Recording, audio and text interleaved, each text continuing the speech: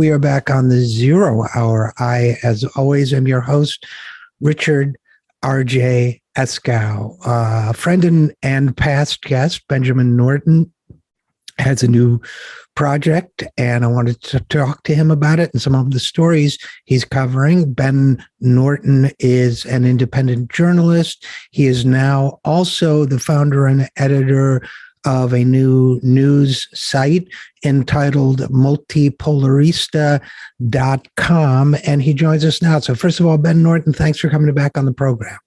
It's always a pleasure to be here. Thanks for having me. Let's start with this, Ben. What is Multipolarista? Well, this was a new website that I launched, and actually I launched it toward the beginning of 2022. And in the past few months, we've seen massive tectonic shifts in global politics, which that's what the website is devoted to. Now, the reason it has the name, there's two main reasons. One, Multipolarista, because it's Ista being a Spanish version. It is a bilingual website. I live in Latin America, and I do a lot of coverage in English, but also in Spanish, increasingly in Spanish. I am involved a lot with alternative media outlets, independent media in Latin America. I do a lot of interviews.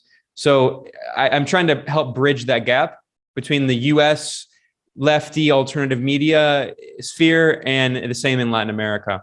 So for people who are watching this, I'm sure most are English speakers, but I also have a lot of coverage in Spanish.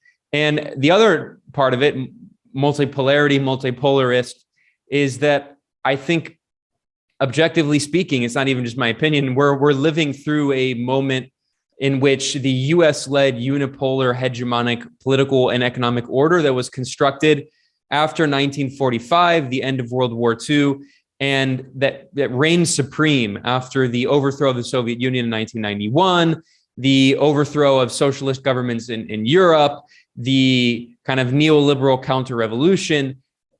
After 1991, the US was, without a doubt, the unipolar hegemon. It dominated global politics. It dominated global economics and the financial system. And in the past decade or so, even you can go back further. You can go back to the Iraq War. You can go back to the 2008 financial crash. But really, in the past decade, I think we've seen a massive decline in that unipolar system, in U.S. unipolarity. And we've seen figures across the global South, starting really with Hugo Chavez, the former revolutionary Venezuelan president who declared the Bolivarian Revolution. Around 2008, he started talking about this idea of pluripolarity or multipolarity. They're basically the same, in which he stressed the importance of building a new axis to challenge U.S. unipolarity. And then you saw the creation of the BRIC system with the leadership of Lula da Silva in Brazil. That stands for BRICS, Brazil, Russia, India, China, South Africa. And then in the past several years, as the Western powers imposed sanctions on Russia in 2014 in response to Crimea becoming part of the Russian Federation. And then we saw with China and Russia becoming closer and closer allies. And we saw with Latin America, Venezuela, Cuba, Nicaragua working closely with Iran to get around U.S. sanctions, and really sanctions themselves kind of forcing countries around the world to develop their own, not only political architecture, but new economic and financial architecture to get around sanctions, because the SWIFT system, which has dominated international financial transactions for decades, has shown itself to be a weapon of U.S. foreign policy. So anyway, all of these facts that I'm talking about point to a massive shift in global politics and the move toward a multipolar world. And there are good things about that, and there are also bad things about that. We can talk about that today. Multipolarity doesn't necessarily mean the end of imperialism. I mean, the U.S. empire still very much is carrying out wars around the world. In Yemen, it's still militarily occupying Iraq and Syria. It still has forces across Africa through AFRICOM. It still has special operations forces in many countries. And, you know, we've seen Turkey, which is a NATO member, taken an increasingly aggressive foreign policy involved in the war in Syria, the war against Armenia in support of Azerbaijan, selling drones to Ukraine. And then, of course, now we see Russia's invasion of Ukraine. So, you know, there are goods and bads to multipolarity. But the point is that this is a massive historic shift that we're living through, I think, in the past several years. And as a media outlet, and as a journalist, I created Multipolarista to do journalism, focus on understanding what's happening, the goods and the bads, warts and all, and especially to understand these important geopolitical shifts that never get covered in Western media. And even in a lot of Western progressive media, I'm talking about the growing alliance between China and Russia. I'm talking about the integration of Iran into this Eurasian alliance. I'm talking about Iran's increasing economic alliance with Venezuela, Cuba, and Nicaragua. I'm talking about the ALBA powers in Latin America looking across the ocean to China, joining the Belt and Road Initiative. I mean, these are huge tectonic shifts in global geopolitics and economics.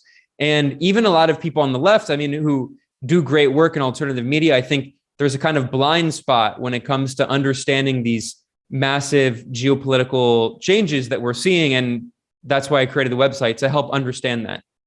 And, there's so many thoughts I have about that, Ben Norton, one of which is that the U.S. mainstream media, as well as the progressive media, has very little understanding of this phenomenon.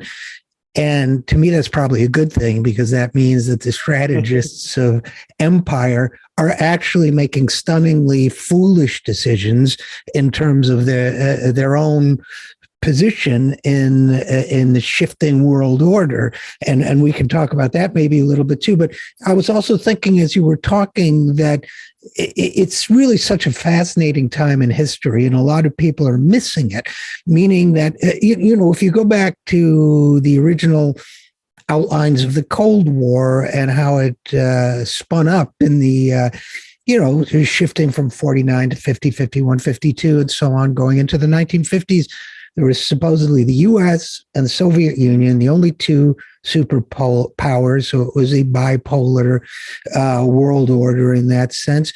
There were attempts to create a third alternative, Nehru in India and others, non-aligned nations, a kind of third bloc. But the force of the tension, of the Cold War tensions, I think really diminished the ability of that to become a challenger to the two. So going forward, we had the collapse of the Soviet Union in the 1990s. Chris Hedges was on the show last week, and we were both in Eastern Europe as some of these events unfolded, and there was a movement called Third Way in the former East Germany, among other countries. That is not the neoliberal group here in the United States by that name, but was trying to forge a third way between top-down, establishment, state communism in the Soviet bloc and capitalism with a kind of socialist alternative. There were various attempts. Now we had, as you pointed out, an era where we thought it was going to be a unipolar world, and the historian Francis Fukuyama declared the end of history. Fukuyama, by the way, now retracts that and says he's a socialist, but a lot of people embrace that idea. History was done. But multipolar means, among other things, yes, it means a higher level of challenge to American hegemony and empire, but it also means potential chaos, right? So we don't know how it's going to play out, or if it will, if it will play out in terms of a more just world order. Certainly, the Russian invasion of Ukraine doesn't point to that, but it's happening on so many fronts. You mentioned some of them, but you also have the Chinese Belt and Road Initiative, for example, where they're, offering economic, incentives and infrastructure to parts of the world. And you mentioned I guess one where we could talk for a minute is the SWIFT banking system, which is the electronic platform on which global banking transactions take place. The U.S. has militarized it. They are using it. They're banning Russia from it. It seems to me increasingly this and some of the usurious lending policies of U.S.-backed multinational organizations, all of this stuff, it seems to me, is going to drive people into the arms of probably China as the leading economic source. China is saying to some developing countries, we'll give you loans on more favorable terms. China may be extending a helping hand to Russia in terms of a platform for its banking system. That's what I meant earlier by saying that our own leaders' lack of understanding of this is actually causing them to act in the detriment of their own power interests. So I'm wondering what your thoughts are on that. Well, I think yes and no. It's definitely not disputable that people like Joe Biden, whose mental health isn't great, I don't think they understand the intricacies of these conflicts going on geopolitically. But if you listen to what people are writing and saying in think tanks in DC, there definitely are people at the Atlantic Council, the Brookings Institution, these big major think tanks who understand what's happening and are worried about it. And we see this now actually reflected in this really ridiculous foreign policy of the Blinken State Department, which I think we kind of have to separate from Joe Biden as an individual, not only because no U.S. president is totally in control of foreign policy, but also especially this U.S. president. I think he's not really making a lot of the foreign policy. It's Blinken and a lot of people in the State Department who are very hawkish, who have a kind of liberal internationalist worldview, which is pretty much indistinguishable from the neoconservative worldview. And if you look at what, for instance, Jake Sullivan is now trying to do, he thinks he's this mastermind. He fancies himself the new Kissinger, and he's trying to get China to ally with the U.S. against Russia over Ukraine, which is a ludicrous policy because the U.S. has been accusing China of genocide, imposing sanctions on China, threatening a new Cold War on China for the past several years. And then now out of nowhere, it expects China to ally with Washington against its closest ally, Moscow. So there are people in Washington who understand that the U.S. is actually in a dangerous situation in terms of its empire, not in terms of the people of the U.S. I mean, it could be good for the people of the U.S. that the U.S. empire is in decline. But the reality is that the U.S. has helped push Russia and China together, which was definitely not a historical inevitability. I mean, in the 1960s with the Sino-Soviet split, they were on the verge of nuclear war, the People's Republic of China and the Soviet Union. And the U.S. allied with China against the Soviet Union in the famous Kissingerian strategy. Kissinger went to China secretly in 1971.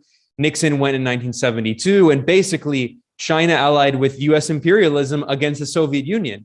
And now it's the opposite. China and Russia are extremely close allies. Both countries say that their most important strategic partner is the other. The foreign minister of China, Wang Yi, just published statements at a press conference. Well, he said it at a press conference, and then his statements were published, translated into English by the foreign ministry just in early March. This was after the Russian invasion of Ukraine. And he reiterated that Russia is China's most important strategic partner, that they have an unbreakable friendship, he said. He said it was as solid as a rock solid. And he also said that no third parties are going to sabotage China's and Russia's strategic partnership. So this was, something that you saw U.S. imperial planners, people like Brzezinski, warning about in the 1990s.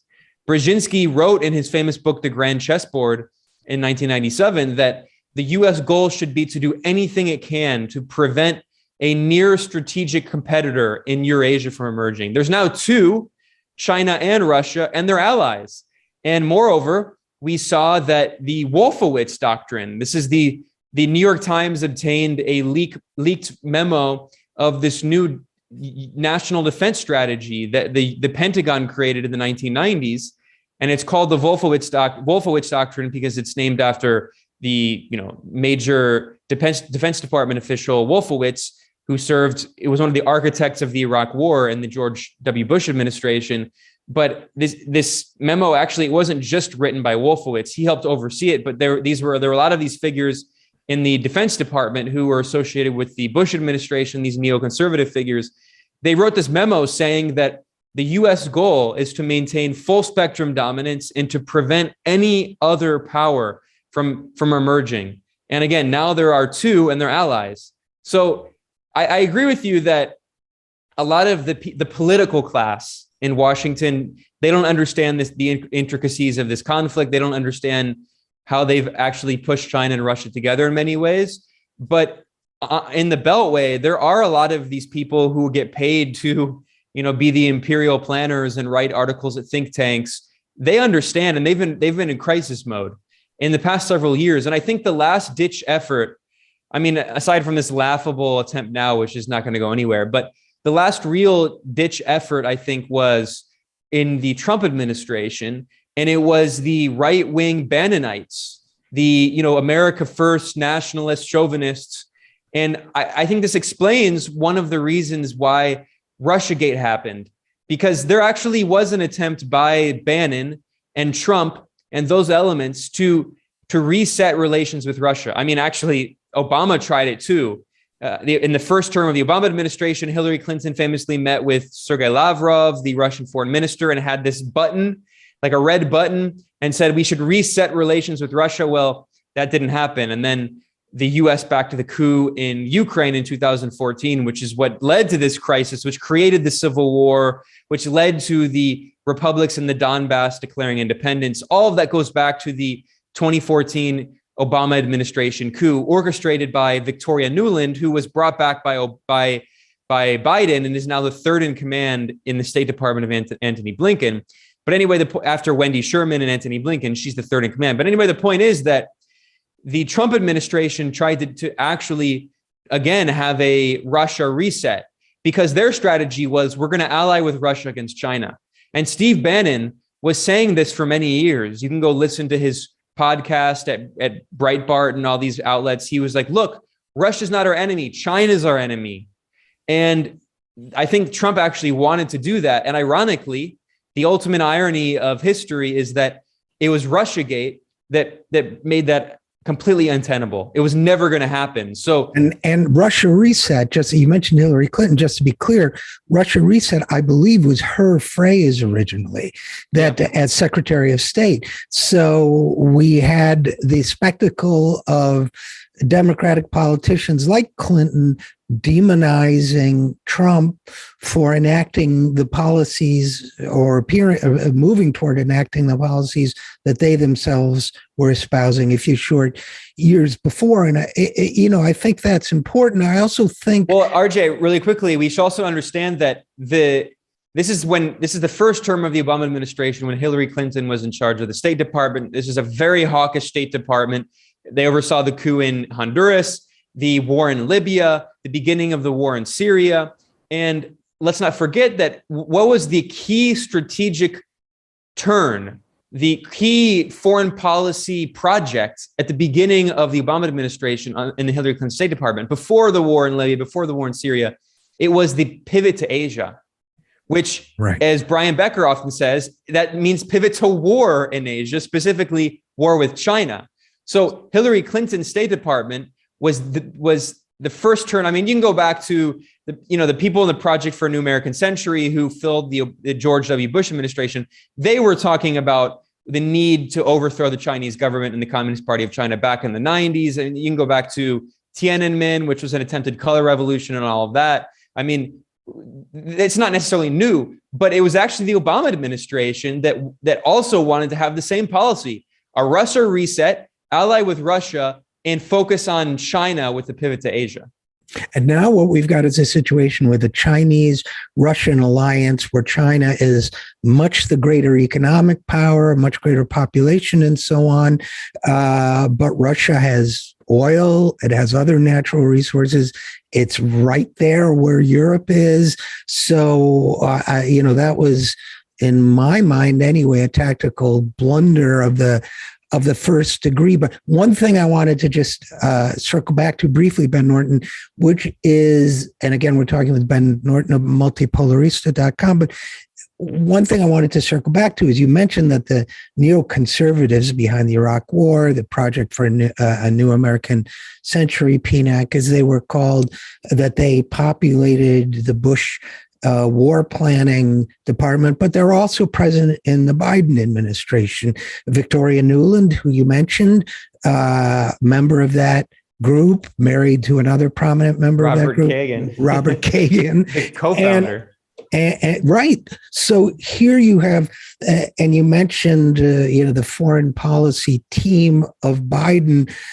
Now, look, I'm way to the left of the Democrats, right? I mean, we could stipulate that, and to the left of my old boss, Bernie, you name it. But it was striking to me when the Biden administration was put together that where you had centrist, liberal leaning people in a lot of positions and a couple pretty good people, Lena Khan or whatever, but, where they were basically centrist, same old stuff. When it came to diplomacy and war, it was stunning how it was almost like the military occupation of segments of the Biden administration by what they call the blob, this military industrial, affinity group that kind of takes charge of foreign policy. It was affirmation that having been wrong about Iraq was a great career move, having been wrong about other tactical decisions, great career move, having recommended war when peace, when it threatened everybody concerned was a great career move. It's really astonishing to see the Blinkens and Sullivans and Newlands in this administration. It's as if the one thing, you may have more liberal oligarchical rule or more conservative oligarchical rule, but it's almost as if the one thing that must not be changed is the power of this war-making group. And it's just, I don't know if you have any comments on it, but it's striking to me.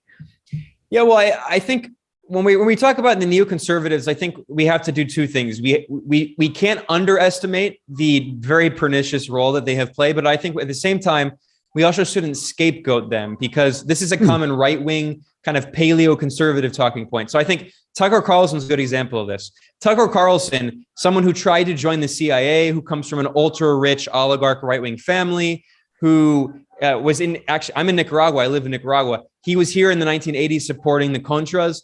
He has tried to rebrand himself as a paleo-conservative, a paleocon against the neocons. So I think at the same time, we shouldn't let the right wing, like the Trumpists, they have tried to scapegoat the neocons and blame them for all of these problems caused by the right wing in the United States.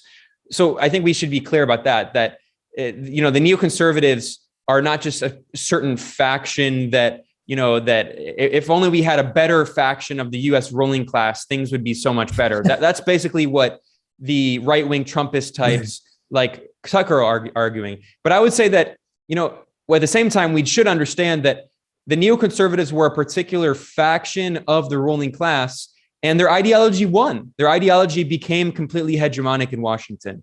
And that's why, regardless of whether it's Republican or Democrat, every administration has these same officials, including Trump, by the way. Trump himself and Bannon, they constantly criticize neocons. Meanwhile, who was his national security advisor? John Bolton, the arch neocon. And he had H.R. McMaster, who was another kind of neoconservative figure. So the reality is that neoconservatism is an ideology that really reflects a certain wing of U.S. imperialism that advocates hyper-hawkish foreign policy, military might. And after the 1990s, it became hegemonic. We talked about Fukuyama, the unipolar moment, the Wolfowitz doctrine. That idea really became hegemonic. And until the past few years, we haven't really seen any major U.S. politicians try to push back against that ideology that the U.S. is the world's policeman. And we do see a few honorable mentions who, they're not perfect. I have criticisms, but, Ilhan Omar, Rashida Tlaib, we've seen some people try to push back against that extremely hawkish foreign policy, but that kind of neoconservative foreign policy is really bipartisan. And I think we should also understand that it's not even just among Republicans. You can go back to Henry Scoop Jackson, right? The anti-communist Democrats who tried to prove that they were more anti-communist than the Republicans, right? So this is not necessarily a new phenomenon, but I do think it's useful to understand that there have been different factions in the history of the U.S. political class and the ruling class. And you can go back, as Oliver Stone did very well in his Untold History of the United States, you can go back to the 1940s and see that right at the beginning of the Cold War, there were a few people who didn't want the Cold War and they were pushed out. Basically the DNC just kind of stole the presidency for Truman, and then they brought in all of these Cold Warriors who created the national security state. And that was a bipartisan project, and it was against the warnings of, there were these, leftist figures who were pushed out of the FDR administration, and they brought in these Cold War Democrats and then later Republicans who created the CIA. They brought in Allen Dulles, who created the CIA, and Allen Dulles' background was a corporate lawyer, and John Foster Dulles, who became Secretary of State. These were corporate lawyers from Wall Street who created the national security state, and they created this apparatus that would maintain an imperial order to protect capitalism. I mean, that's ultimately what they were doing. They were protecting Wall Street, and we saw people like, formal generals warn that, that this is the creation of, war is a racket, as Smedley Butler said, that they're creating a military industrial complex. And not to excuse Eisenhower and the horrible things he did, but I mean, when he was talking about the creation of the military industrial congressional complex, he was also talking not just about the companies that are making money, but specifically the creation of this national security state that we saw at the beginning of the first Cold War by people like Allen Dulles, and they control the foreign policy apparatus of the government still today. I mean, I don't like this term, the blob. That's a term used by people in the blob, right? What we're talking about is the national security state created in the 1940s, late 1940s, at the end of World War II, and they have dominated U.S. politics ever since then. And I mean, internal politics, there is some choice for a little room for maneuver, but U.S. foreign policy, I mean, presidents, let's not be naive. U.S. presidents don't have that much influence on U.S. foreign policy. And that's clear. And Edward Glennon, the historian, calls it double government, this existence of these huge layers of institutional population and force that enforce all of this.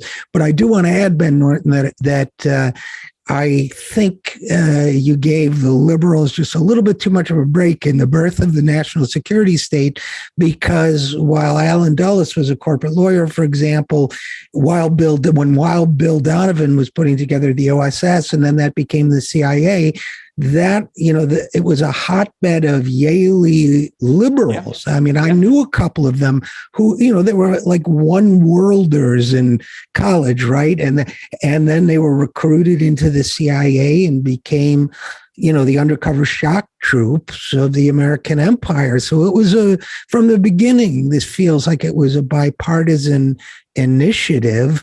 And it seems as if, I guess what was striking to me about the Biden team was just that it seems like it's not even talked about. It's just a given that if you're a Barack Obama, if you're Joe Biden, of course, if you're Bill Clinton, that you're just, these guys come in and they're,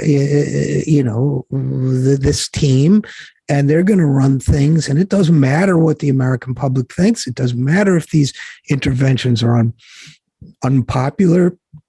They're going to do what they're going to do. It seems to me, in a broken democracy like ours, it might be the most broken part of the democracy, the most broken of all. Yeah, well, back in the old, and then in the new left, right, in the era of SDS, Carl Oglesby famously talked about the conflict between the Yankees and the Cowboys, right? The Yankee-Cowboy war inside the U.S. national security state.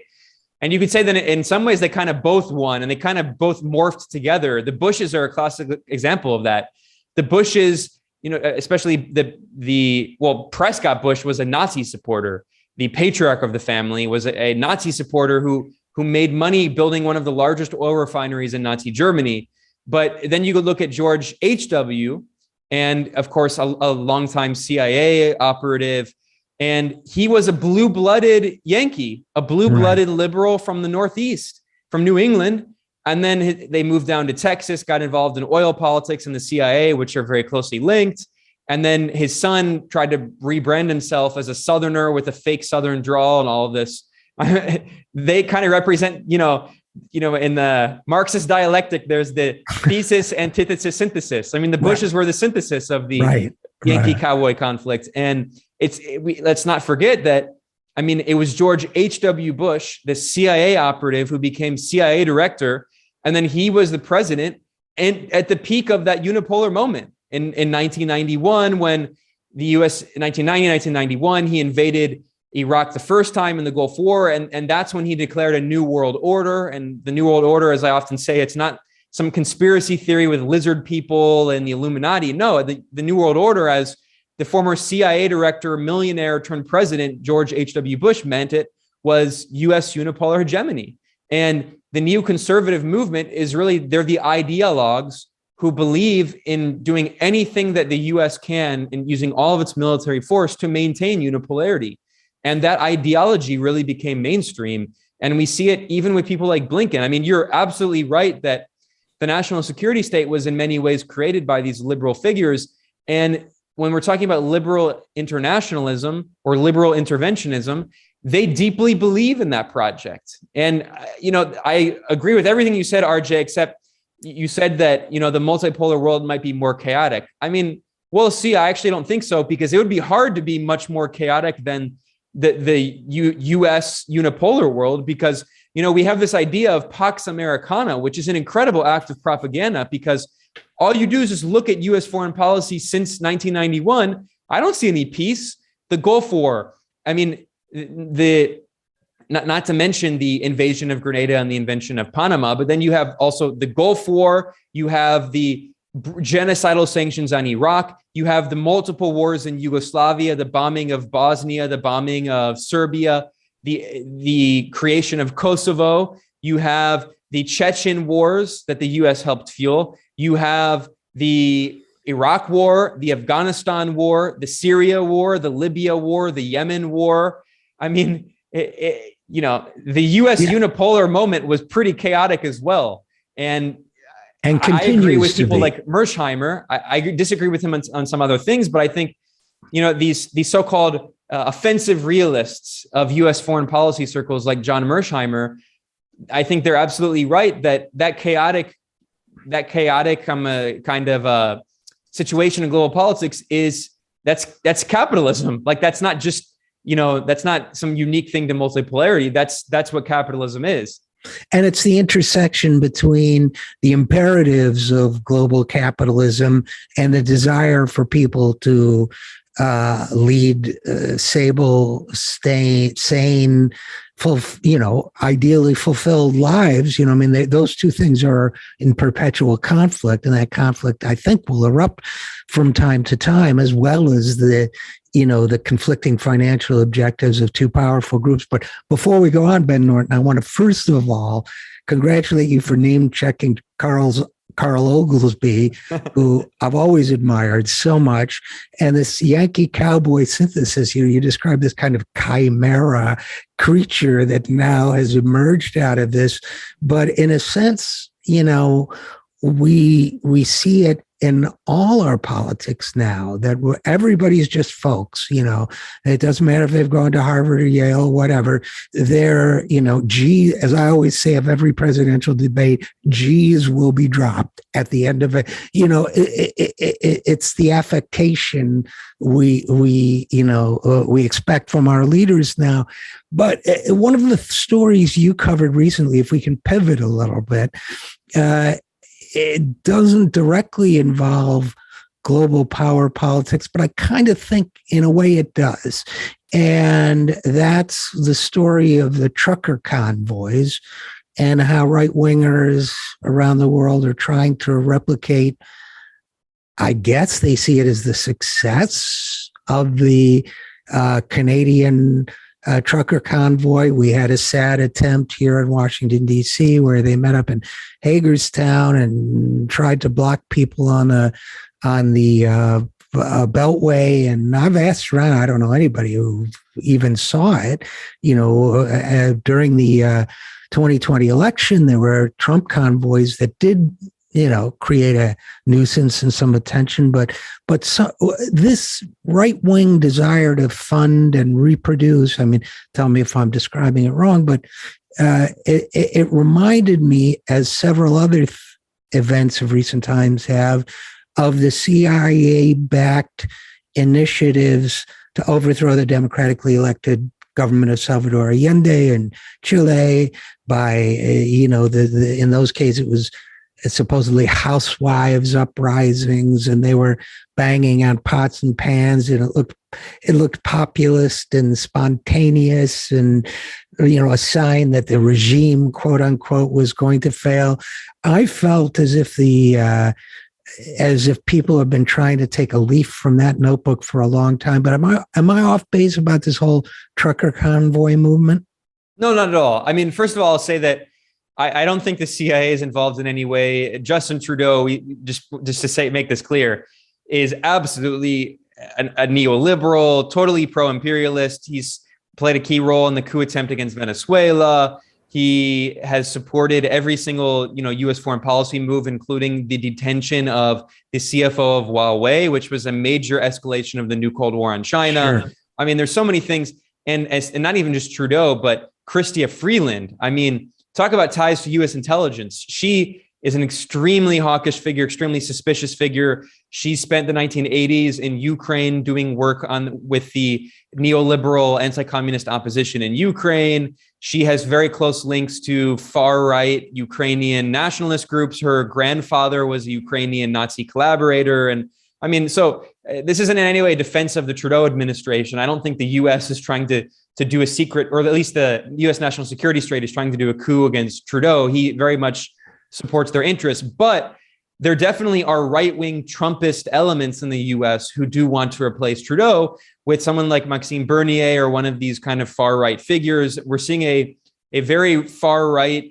Canadian movement growing that's kind of taking influence from Trump and Bolsonaro in Brazil. And they have figured out these different tactics that they repeat in multiple countries. I mean, one of the points of my article, one of the reasons I wanted to publish it is because a good friend of mine, a brilliant journalist who has spent like half his life in Brazil, Brian Muir. He is a great journalist with this website called Brazil Wire, which is the best English language news website to understand Brazilian politics. And, they have a left-wing perspective, an anti-imperialist perspective. And Brian Muir and I were talking when the Canadian convoy started, because I recognized the same tactics that had been used in Brazil just a few months before. So I started talking with Brian about it, and he was like, yeah, we should write an article together. You can talk about your research of the Canadian part, and I'll talk about the parallels to the Brazil situation. And I mean, not only do they have the same tactics of trying to create these astroturfed fake working class movements to confuse people to think that it's a populist movement, but they even had many of the same people involved. So some of the people in Trump's network were down in Brazil, and they were there when there was this so-called truckers convoy in Brazil in support of Bolsonaro. And I think we should establish a few things here. One, I mean, truckers are very much exploited.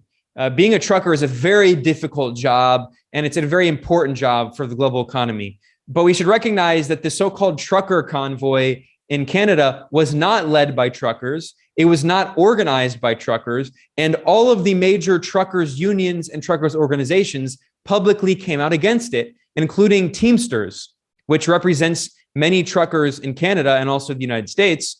The main truckers union, Teamsters in Canada, came out forcefully against the convoy. They published multiple statements criticizing it, saying that it was being used by the far right forces in Canada, saying that it had elements of racist and extremists, and also stressing that it was not led by truckers. And that, by the way, 90% of truckers in Canada are vaccinated. 90%, which is a higher rate than Canadians overall, which are something like 76%. Yeah.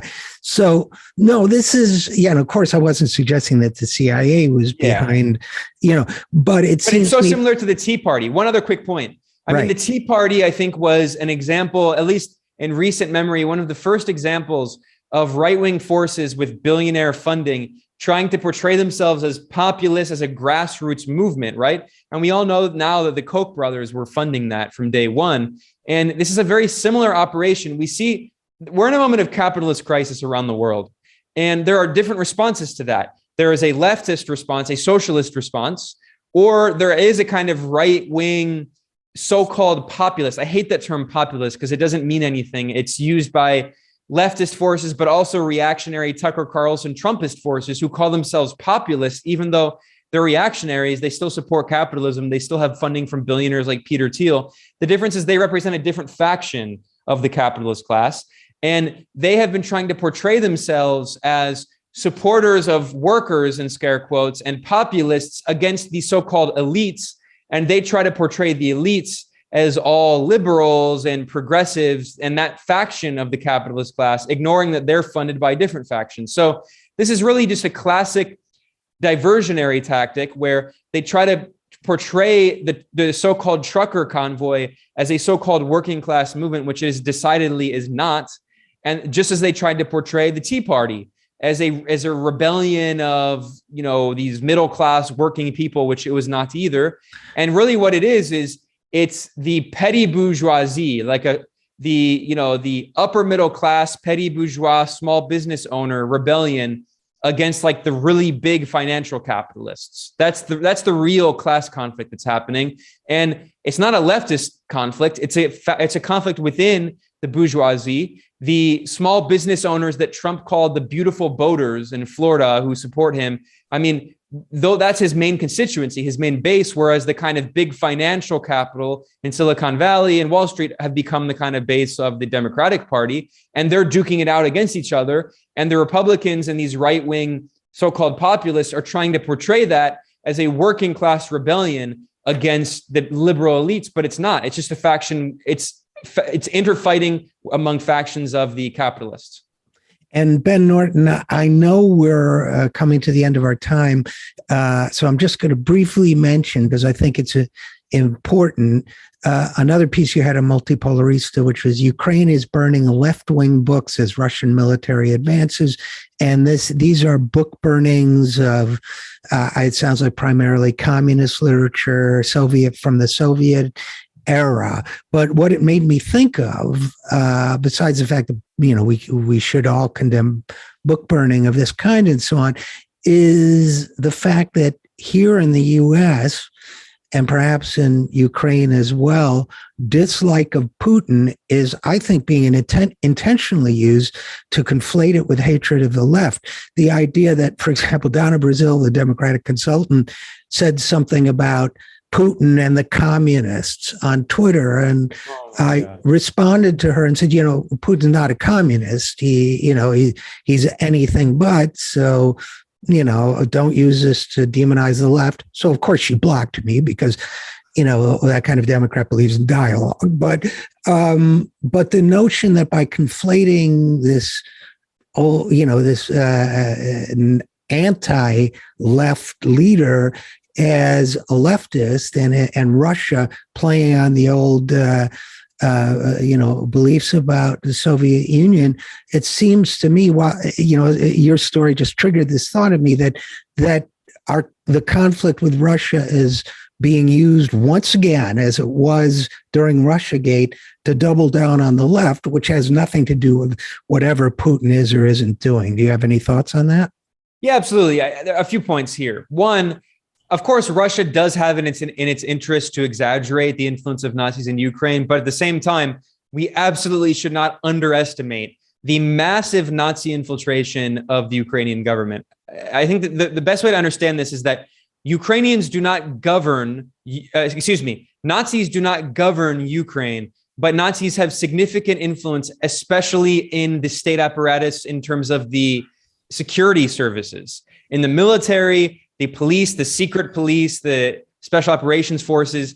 They have massive Nazi infiltration at every level. And we cannot underestimate that. It is a very serious problem ever since the US-backed coup in 2014, in which these Nazis were the violent force behind the coup, and Azov and the Right Sector and C-14, these other gangs.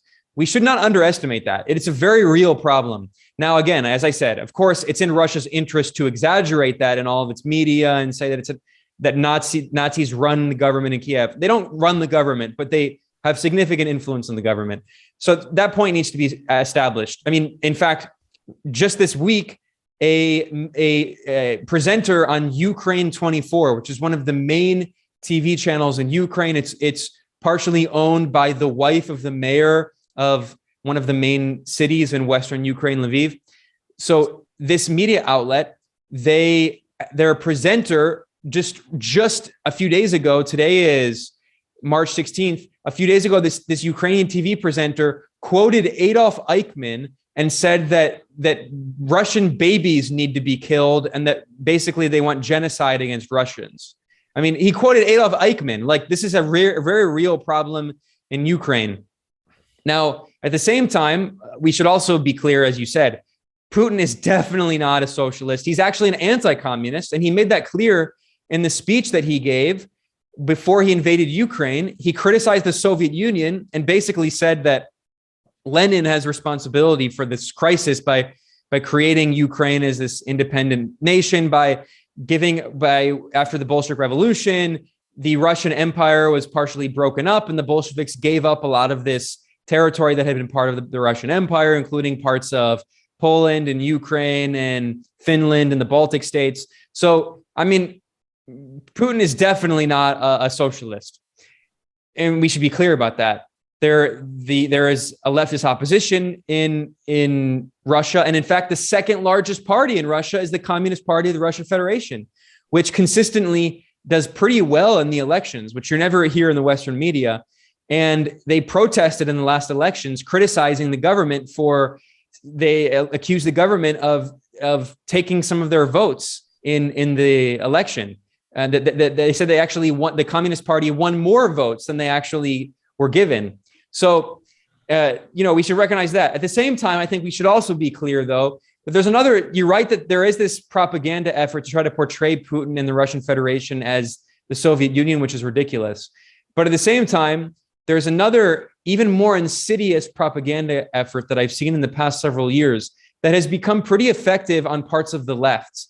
And it reminds me of the Congress of Cultural Freedom, going back to this idea that there are actually liberal-minded people and even progressives in the national security state, in the CIA.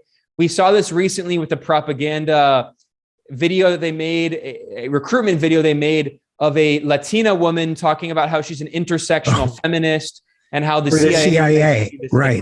Right. So, I mean, there is an attempt, the history, maybe your audience might not know, of the Congress for Cultural Freedom, where in the 1950s and 60s and 70s, the CIA spent a lot of its energy not going after the right. They don't need to manufacture consent for conservatives for war on socialism. A lot of their targets were what they called the non-communist left. And they funded artists and musicians and writers who were anti-communist, but progressives and even socialists. Hannah Arendt was supported by the CIA as an anti-communist leftist. There were a lot of these figures who were involved in these networks, sometimes unwittingly. And now we see the Paris Review, Peter Matheson in the Paris Review. Yeah, absolutely. Yeah. So there was an attempt to create what they called an non-communist left. And there's a brilliant scholar now who's done good work on this named Gabriel Rockhill, who's done great research on this today. It's kind of become one of his main topics. And anyway, the point is that now there's actually kind of been a similar effort, which is very sophisticated and interesting, to portray Putin as the leader of the international fascist movement and say that you have to be anti-Russia to be anti-fascist. And we've seen some people, especially kind of anarchisty types, who are anti-Marxist and anti-communist, but who are anarchists and say that they're against capitalism. And some of these people work for think tanks that are funded by like Western governments or big foundations, but they call themselves anarchists. And they have tried to create this narrative, which has had some success, that Putin is actually the leader of a new fascist international, and that like people like Alexander Dugin, who is this fringe fascist psycho. I mean, he has very little influence in Russia, but they try to portray him as like he's like in the inner circle of Putin. even though like he lost his job as a Russian professor, like as a professor in Moscow, like they try to create this narrative that Putin is a secret fascist and that secretly the Kremlin is supporting fascism throughout the West. And that in order to be anti-fascist, you have to support the European Union and NATO against Russia, ignoring the fact that NATO has supported Nazis and fascists for its entire history. NATO, through Operation Gladio, repurposed a lot of former Nazi collaborators and fascists in the so-called stay behind networks in Europe, especially in Italy. A lot of the fascist collaborators became supported by NATO. NATO, just a few years ago, in 2017, they created a propaganda film honoring the Baltic Nazi collaborators, the Forest brothers. And now, I mean, I've done reporting on this, that we have evidence of NATO right now sending weapons to the Azov regiment, which are neo-Nazis who were incorporated into the Ukrainian state. So at the same time, we should understand that Putin is not a leftist. He's an anti-communist, but he's also not a fascist. And in the context of Russian politics, Putin is a centrist. He has a big tent party, United Russia. It's not a far right party like some people claim. It is a centrist party. And there is actually a far right force. It's ironically called the Liberal Democratic Party in Russia, but it's a far right ultra nationalist party in Russia. They're one of the main opposition parties. And then there also is the Communist Party, which is the second biggest party and the main opposition party in Russia. So Putin is a centrist. But at the end of the day, we should not give into this propaganda trying to portray Russia as communist or fascist. But we also should not give into the propaganda that makes everything about Putin. And this is the last point I'll make here, is that we have to understand that regardless of who is president in Russia, Russia does have very real security interests. And I think that in some ways, the invasion of Ukraine could have been a major strategic blunder. I think it's certainly bad for the people of Ukraine. It's certainly bad for the people of Russia. I don't support it. But we also should understand that it's not this like crazy, irrational move that's like the US invasion of Iraq, which is on the other side of the planet. You know, no one in their right mind would claim that Iraq was or is an existential security threat to the US. But I mean, Ukraine in many ways is an existential threat to Russia if it joins NATO. We saw the de facto NATOization of Ukraine last year, as recently as October and November. NATO was doing military exercises in Ukraine. We saw with Russia's recent missile strike on a military facility in Western Ukraine near the Polish border, that basically was a NATO military base. There was potentially NATO military personnel there. There was NATO military equipment there. We saw that in the recent NATO military exercises done in Ukraine, that they talked about interoperability, that Ukrainian generals were talking about how this is a step toward integration of the Ukrainian military with NATO. And then we saw Donald Trump, who was supposedly a Russian puppet. Donald Trump, at the peak of Russiagate, he sabotaged the INF, which the INF allowed nuclear force treaty, which allowed putting intermediate ballistic missiles in Ukraine if Ukraine becomes part of NATO, which means that Russia, right on its borders, would have a country potentially with nuclear weapons right on its borders, like 3 to 5 minutes from Moscow. So this isn't to say that, I don't support the invasion. I think it in many ways could be something that the U.S. wanted. Certainly a lot of hawks in Washington wanted Russia to invade. And I wrote an article at my website, multipolarista.com, looking at a 2008 embassy cable, a classified cable written by the former U.S. ambassador to Russia, who is now CIA director, William Burns. And in that cable, as U.S. ambassador to Russia, he said very explicitly, this is a red line for Russia. Ukraine cannot join NATO. If Ukraine joins NATO, Russia will be forced to intervene. This is what he wrote in 2008. So in many ways, I think there are actually a lot of people in the U.S. who knew what they were doing, and they were pushing Russia into this corner and pushing it to intervene. And it was in many ways kind of similar to the famous Brzezinski Afghan trap, trying to to force Russia, the former Soviet Union, to invade Afghanistan.